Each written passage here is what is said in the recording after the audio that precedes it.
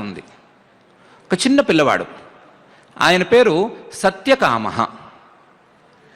ఆయన ఆయన అని అనుకోవాలి, పిల్లవాడు కాబట్టి అతను వాడు అనకూడదు మనం. అలాంటి మహానుభావుడు ఆయన. ఆయన 6 ఏళ్ల వయసువాడు. 6 ఏళ్ళు ఉంటాయో 7 ఏళ్ళు ఉంటాయో, చిన్న పిల్లవాడు. ఆ పిల్లవాడు గౌతమ మహర్షి దగ్గరకు వెళ్ళాడు. అయ్యా, నాకు విద్యాభ్యాసం చేసుకునే వయసు వచ్చింది, మీ దగ్గర ఉంచుకుని విద్యాభ్యాసం చేయించవలసింది అని ప్రార్థించాడు. గౌతముడు కూడా ఇదే ప్రశ్న వేశాడు, నువ్వెవరు, నీ తండ్రి పేరేమిటి, మీ గోత్రం ఏమిటి అని. పిల్లవాడు ఒక్క నిమిషం ఉండండి, మా అమ్మగారిని అడిగొస్తాను అని పరిగెత్తాడు. తల్లిని అడిగాడు. తల్లి పేరు జాబాల.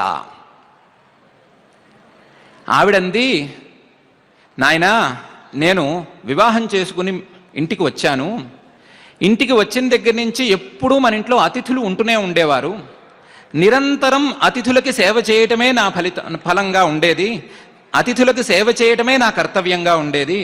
ఇటు అతిథులకు అటు మీ నాన్నగారికి సేవ చేయటంలో నాకు జీవితం అంతా గడిచిపోయింది. కాబట్టి మీ నాన్నగారితో మాట్లాడే అవకాశమే చిక్కలేదు ఇంతవరకు. కాబట్టి ఏ గోత్రము అని నేను వారిని అడగలేదు. వారు ఇప్పుడు లేరు. అందువల్ల మనకు తెలిసిన విషయం ఏమిటంటే, నా పేరు జాబాల, నీ పేరు సత్యకాముడు.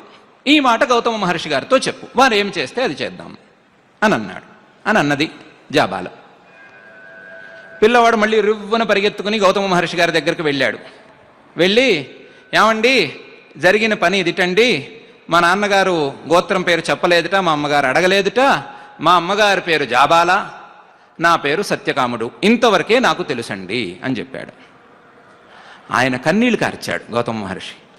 ఏమిరా నీ సత్యనిష్ట, ఏమిరా నీ సత్యం మీద ఉండేటువంటి శ్రద్ధ, నీకు గోత్రం ఎందుకురా, నీదే గోత్రం, నీ తల్లి ఇలాంటి మహానుభావురాలు ఇంకోటి ఉంటుందిరా, సత్యం మీద నిలబడేటు వంశం మరొకటి ఉంటుందిరా, మీది మహావంశమే అవ్వాలి, ఇంకోటి అవ్వడానికి వీలు లేదు.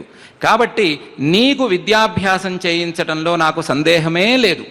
అంతేకాదు, ఈ రోజు నుండి నీ పేరు జాబాలుడు, జాబాల మహర్షి అనే పేరుతోనే నువ్వు ప్రసిద్ధులు చెందుగాక.